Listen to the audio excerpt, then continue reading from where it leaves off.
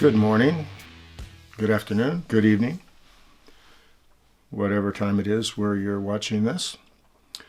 This is lesson number 11, and this is the identification and collection of physical evidence. We've done the crime scene searching, so that should lead us right into this lesson, the collection of that physical evidence. One of the most important things you're going to do as a patrol officer is collect physical evidence. Physical evidence is anything that's collected at a scene that, when it's presented in court, could determine the truth of a matter. Remember that word, truth. You're trying to establish the truth of what actually happened. So you're trying not to overlook anything. You're collecting anything that might become important. I think that we've covered that also.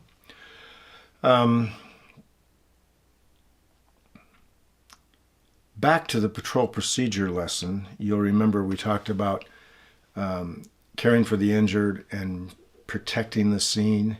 Make sure that's already done before you move into the collection part or even the search part. Just want to touch on that again. So as soon as it's safe, you probably want to start taking photographs.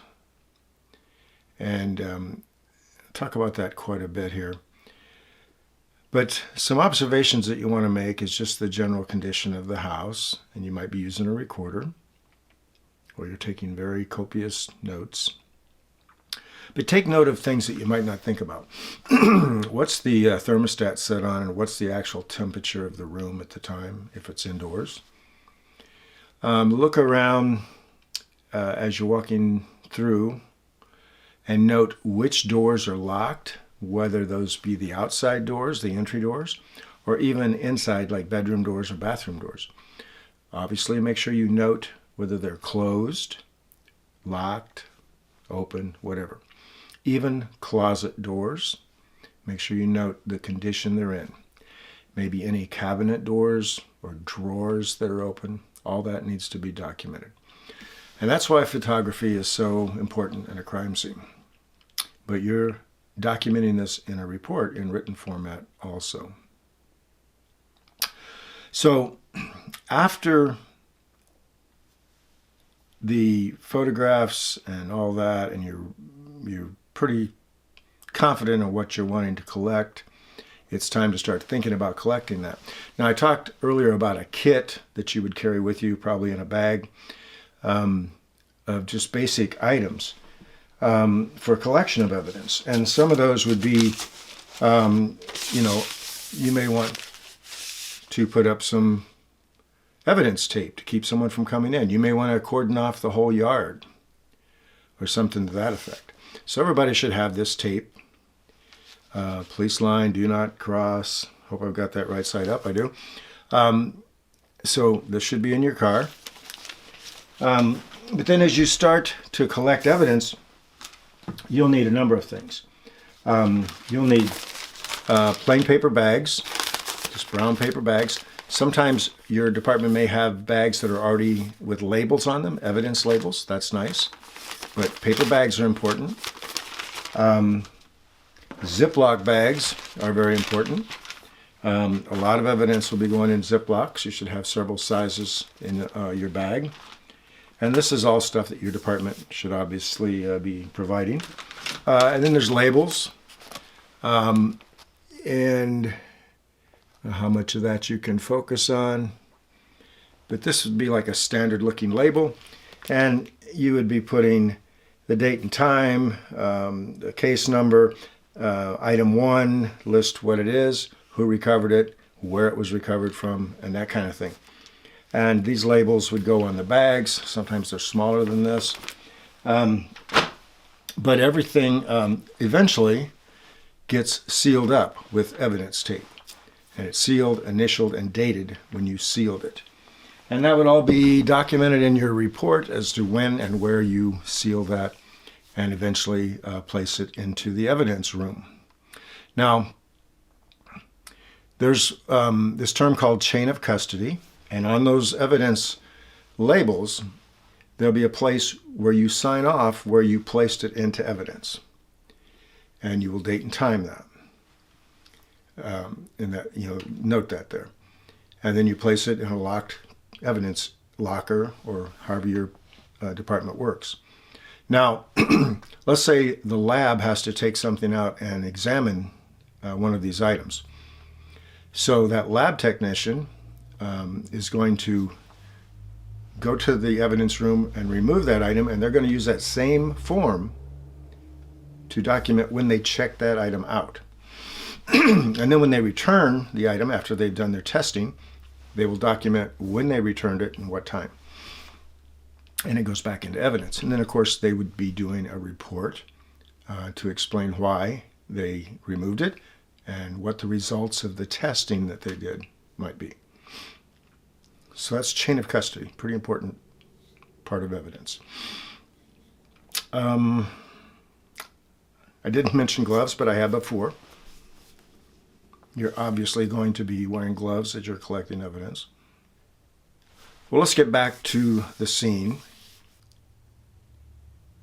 Using a tape recorder is maybe your best procedure.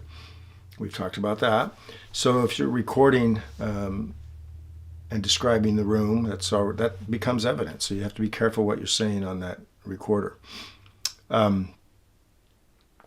You don't want to be walking through describing the kitchen and the living room and etc. on this recorder, and then say something off color to your partner who's kind of following you around, because that tape could become evidence and you'd be very embarrassed in court if you made some inappropriate comment. So be careful there. Now, remember, we're handling the scene itself as a piece of evidence. So taking photographs, and lots of photographs, is very important. You need to first establish the location. So if you've got some kind of a landmark, like a street sign on the corner that shows the house behind it, or down the street even, that's a good place to start. If you're outdoors somewhere, or out in the country, a large tree, some type of state marker on a highway or something like that as a landmark, so you can always go back and recreate where that picture was taken from and where the evidence is going to be recovered from. As you approach the house, you want to get a good picture of the front door with the address of the house showing, that type of thing. And then as you enter the house, you're going to take pictures 360 degrees of each room. And one picture should lead you to the next, almost like a video, which brings us to the idea of using a video camera. And that's a good idea also. Most lab technicians, when they show up at a major crime scene, they're going to video the whole area, the whole crime scene, inside and out. Again, there's usually an audio recording, not always. Might be best on something like that to turn off the audio portion, if possible.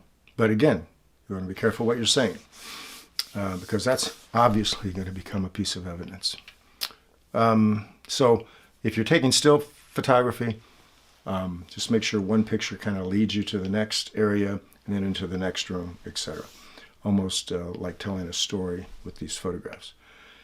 Let's real quickly touch on handling dangerous materials or hazardous materials, such as guns, knives, or chemicals, like maybe from a meth lab or something. Handling a gun, obviously we talked about in the search that you might want to do some measurements so that you can recreate exactly where that gun was recovered from, if it's on a floor, for instance.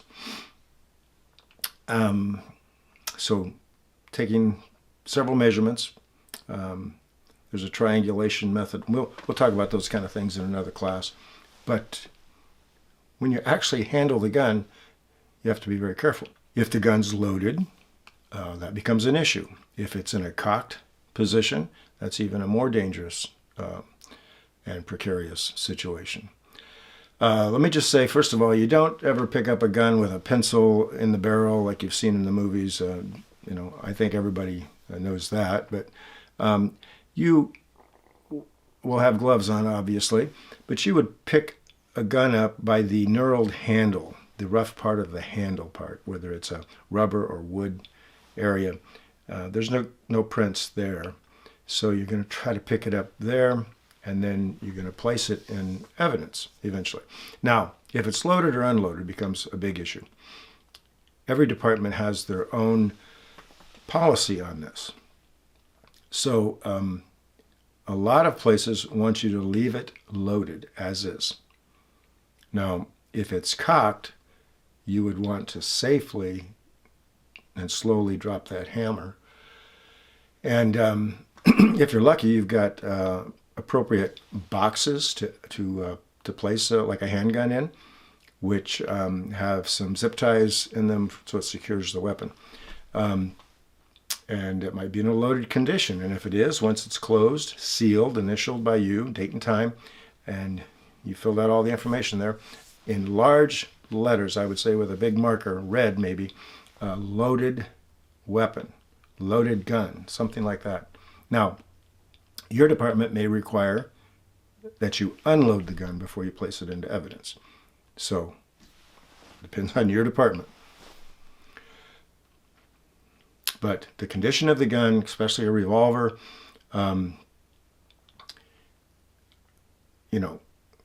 how many empty casings are still in the chambers or in the magazine, or the cylinder, I guess I would say.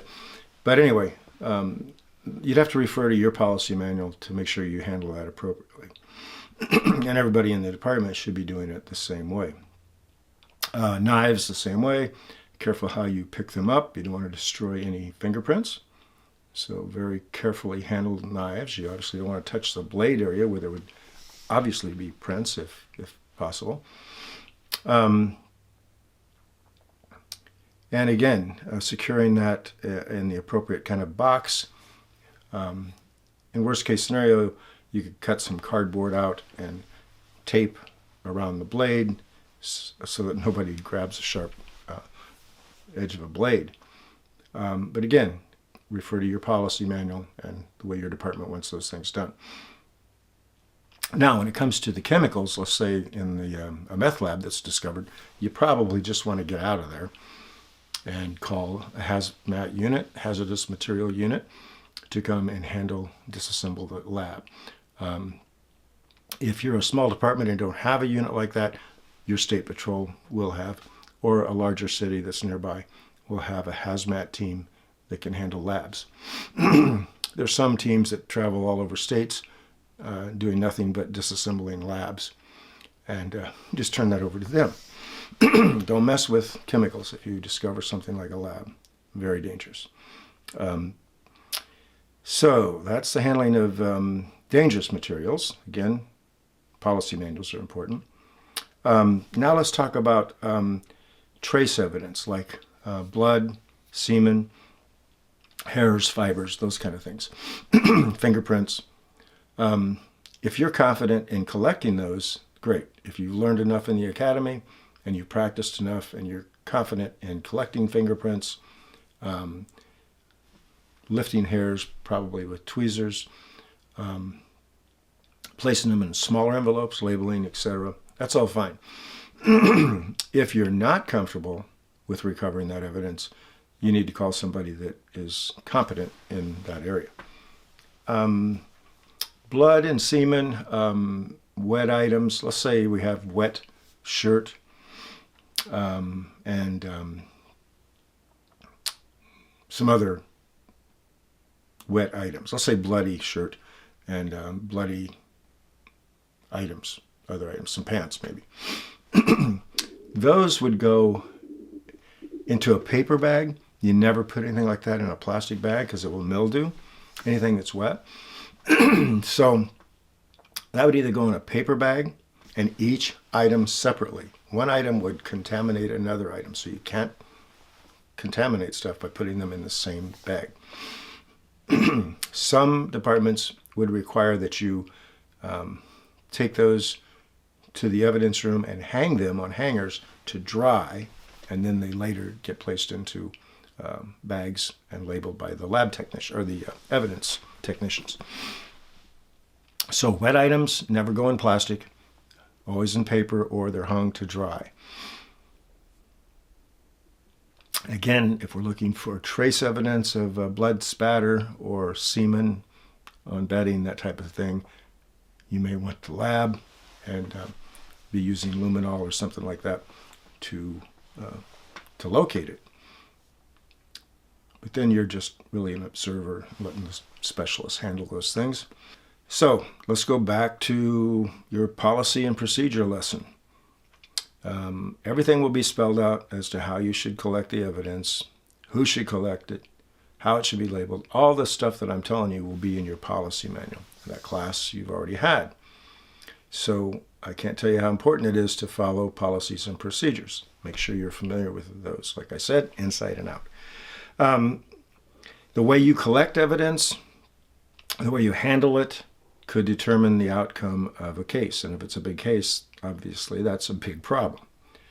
A case could be lost because something was taken inappropriately or collected inappropriately or contaminated or whatever. You could lose a case. And let me just throw out this term that we'll talk about in another lesson. It's the fruit of the poisonous tree doctrine. If something is collected illegally or you learn some information illegally, and that leads you to other evidence down the road, anything that you learned after that illegally obtained evidence or statement, whatever it might be, anything after that can never be used. That's the fruit of this poisonous tree. We'll talk about that in another lesson. Thought I would throw it in now, kind of an appropriate place to mention that. So it's back to your policies and procedures. Follow that. You'll be fine collecting evidence, and if you don't know how to collect it, you're going to call that specialist. So that's it. The identification and collection of physical evidence. If you like these videos, please hit the like and please submit. Need to keep this going. I've got quite a few more to do. So have a good day, and I'll see you next lesson.